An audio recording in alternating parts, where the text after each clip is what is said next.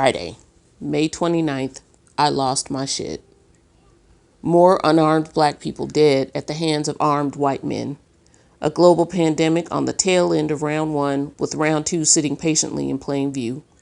Rumors of murder hornets out to decimate humanity and the remaining honeybee population. And the ever-present escalation of global warming set to end all life as we know it, all the way around. Side note, I haven't decided how much of my personal views on society, climate change, and such I'll share, so for now I'll leave it out, with the exception of this. Black lives matter, regardless of gender, orientation, or identification, for real and for always. But okay, back to the video. Friday, May 29th. I'm in the bathroom at work, sobbing quietly yet uncontrollably. Took me around 8 minutes or so to pull myself together and go back to my desk.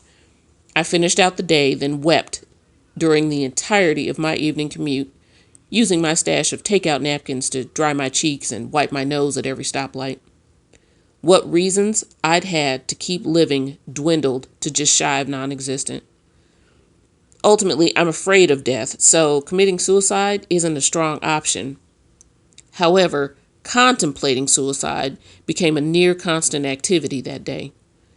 Then, June 2nd, I hear a white man I know use the images of black people looting, rioting, in protest as justification for police murdering black men.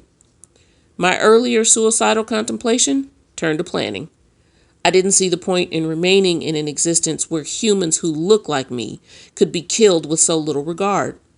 Granted, this was far from the first time I'd heard such a sentiment regarding the casual practice of assaulting and or murdering black people, but on top of the pandemic and other stresses in my life, that was the proverbial straw. Fortunately, I had the wherewithal to reach out to my support system.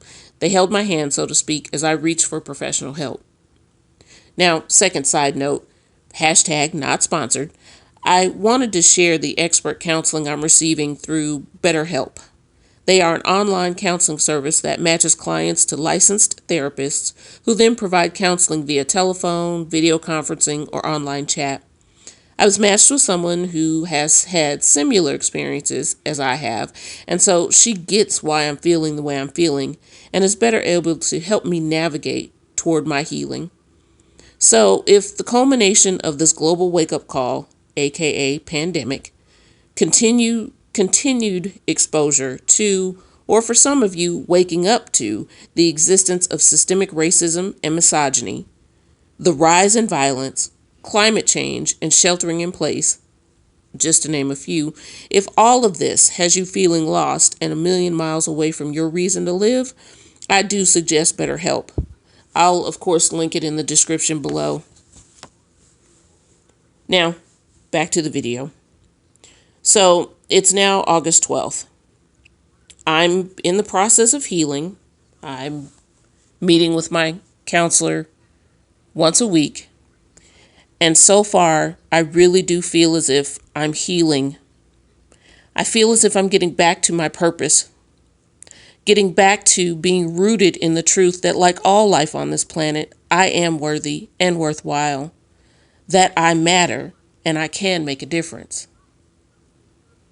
I sincerely hope that all of you are in a position to feel and or find your way back to the fact that